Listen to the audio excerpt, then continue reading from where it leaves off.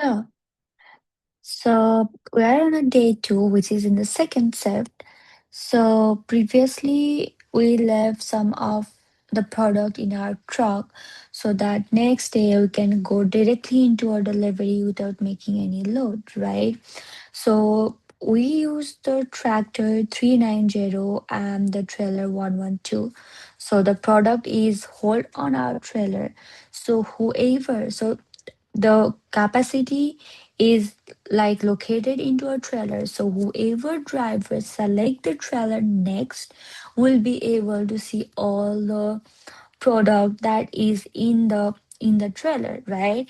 So we treated our previous shift as a preload so that we can go and make a delivery directly on the second shift. So let's see how it look like, how to verify whether the product from our previous shift got into our today's shift in the application or not, right? So what you can do is I'm gonna start my pre-shift activities, and I'm gonna make sure it doesn't matter whatever the truck I select, but I'll make sure whatever the trailer I select in the previous I select now also, so that we can see all the capacity that a trailer had.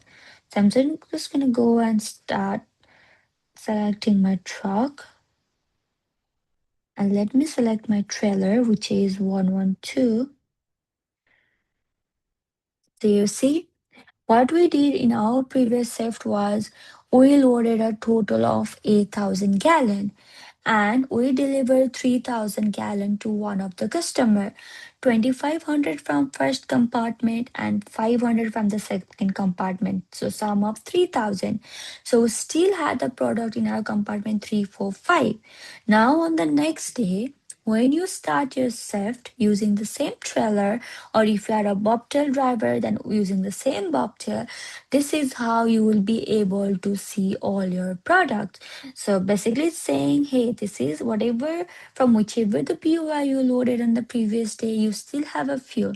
Now we can make the adjustment right here. For example, sometime because of the weather, the fuel can expand or contract, right?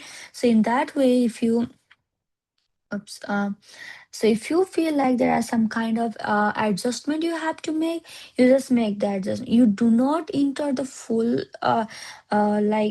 quantity that you are supposed to do from the load. It is just like, hey, these are the product in your compartment, but maybe because of the weather over the night, it might have expanded or contracted. Do you want to make sure it's validated? So if yes, if you have to make any kind of adjustment, you do.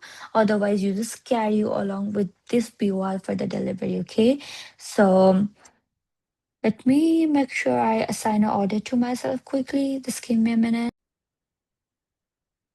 So, so yeah, let's start with whatever we have from our previous BOL to make a delivery. It looks good to me.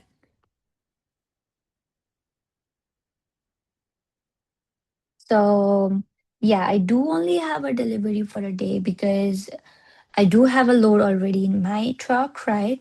So before going and making a delivery, let's verify our inventory one more time. So let's go on the top, my inventory, and that's how we can see we have total of 5,000 gallons, right? And there are in the compartment 3, 4, and 5. So I'm just gonna go and make a delivery because I did not need the load at this time.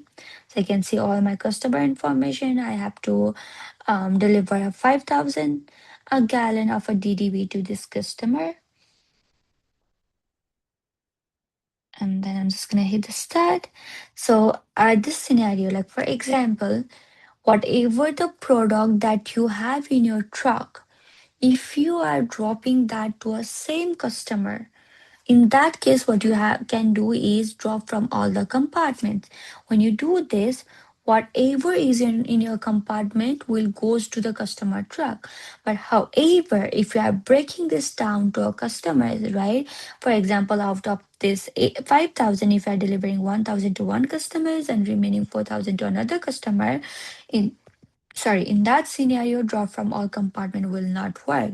Only if whatever ease in your truck. If you are dropping all those into a same customer, then you can do drop from all compartment. This will be more helpful for a transport driver, but not for the bobtail, I guess, because bobtail driver do like lots of deliveries with the same load, unlike the transport. So let's go and do the stick reading. Inches, one, and let me go submit. It looks good to me. Mark a customer as complete. So I'm not gonna do any of the sprint activities because I'm just doing a test right here. I'm just showing you how we can have a preload from the previous shift to make a delivery. So I'm not gonna use print any of the tickets. So I'm just gonna skip this part. I'm just gonna assume I already have a ticket in my hand and just take a picture.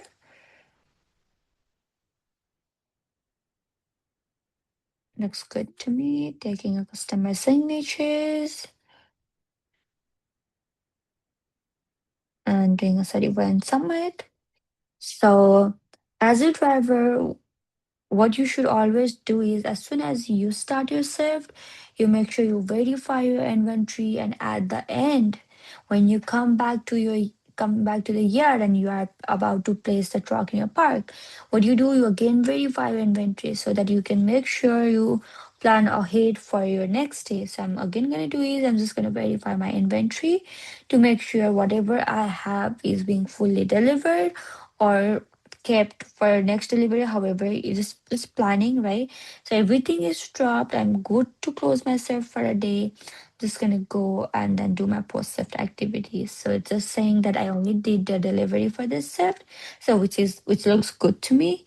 So I'm just gonna go do a certify and submit, and that's how I close my shift.